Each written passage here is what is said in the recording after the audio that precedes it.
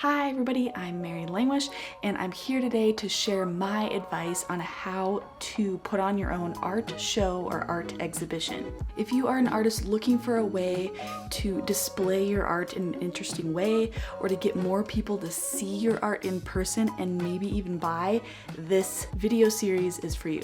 So let's get started with part one. Part one is the brainstorming, idea generating part of this process. Sometimes this step can be just months ahead of the actual show, or it can be a year before you actually put on the exhibition. So the first thing you want to do is and honestly this is kind of how a show comes together, is you as the artist have a specific idea or theme or series that you've been working on that you would like to expand and make into a full show. So a lot of times you've already created a body of work, or you're working on a few paintings that you think would be a great idea for a full show. That's kind of where the process starts. Then step two is you're going to be setting a date for your show. Now, once you set a date, this becomes kind of a deadline for you to actually get your work done. And I know for me personally as an artist, this is actually very helpful. So you might only have a few pieces that you're thinking are the beginnings of a show, and you want to create more. This process of creating a set date for when your show will be is a kick in the pants.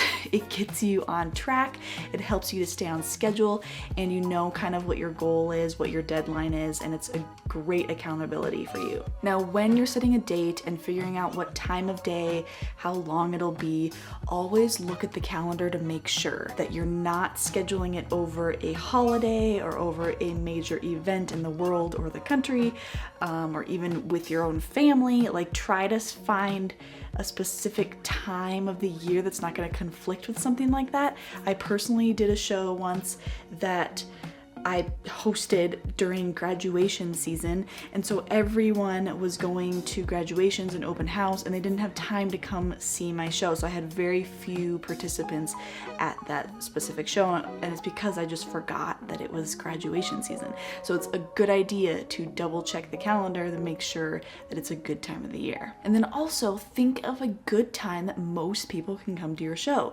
Usually that is a weekend when people aren't working, but also think about, like, how long is your show gonna be? Is it gonna be just a few hours on a Saturday, or is it gonna be a whole Saturday? Is it gonna be a few days, like a few days in a weekend, a few different weekends? Like, kind of think about what the best time frame is for your show, how long you want it to be. Try to think about different types of people coming. People often have Saturday commitments and they want to be able to come to your show, but they might only be able to come in the evening. So therefore your show needs to be morning through the evening. Things to think about, things to be aware of. I used to do shows that were only like one day for like 3-4 hours. Got less people obviously than a show that I did more like 3 days, different hour chunks for each of those days, but lasted 3 days so more people could attend. Step 3, which sometimes comes before what we just talked about, which was like setting a date, and that is finding a venue. Now there are so many options for venues out there, and obviously there's some that you'd have to rent or pay for. I personally have always used my own studio space, which had lots of blank walls, had 2 different rooms. I was able to kind of spread out, reorganize the way I wanted to, had good lighting. It was perfect for shows that I've done in the past. But you can use a house, you can use a room in your house, you can use a garage, you can use other public spaces that you can rent. So there's lots of ideas, you just have to do your research. Make sure that the venue fits your vision and idea for your work, and obviously your budget as well. Make sure it has great lighting and it has nice open walls for you to display your art. Step 4 is you want to actually get to work. So once you've had the idea, you've done some of these things, you want to actually spend time creating your work if you haven't already, and set a schedule. You know, when are you painting? When are you creating your art? How many are you creating a week? That type of thing. It all depends on how far your date out is from the present, so that you know how much to plan. You also want to leave time for things like framing if you're doing 2-dimensional art. If you decide to frame, framing takes a lot more time than you think.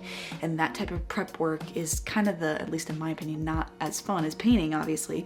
And so you want to still leave enough time for that so that you're not rushing last minute the night before trying to frame things. It's really not a good idea. I've done it. I'll talk more about framing and display in video 3 of this series. Also, you want to ask yourself, how many pieces am I making, so that you know kind of what your goal is. And obviously sometimes we have to do less because of the time frame, or you end up making more because you've had lots of time or inspiration. That's great, but sometimes setting up a specific goal that you're working towards of 20 paintings is a great idea. Also, as you're creating your work and you're thinking about your show as a whole, you do want to think about not only the framing part, but just in general, like display. How do you want to display your art? Is it going to be framed? Is it going to be, command strips on the wall? You're using nail and hammer? Are you using easels? Like, you want to think a little bit about how you're displaying it as you're creating the work, because it will really help you later on in part 3 when we talk about it in the 3rd video of what your show's gonna look like. So keep that in mind the whole process. So I hope you found this video helpful. Again, this is part 1 of a series of 3 videos that I've created for you to create your own art show smoothly, professionally, and in a very fun, interactive way for your viewers. Thanks for watching. I hope you guys enjoyed this video and found it helpful. Please give it a like and subscribe to my channel if you haven't already, and hit the little bell to get notified of other videos like this. See you next time. Bye.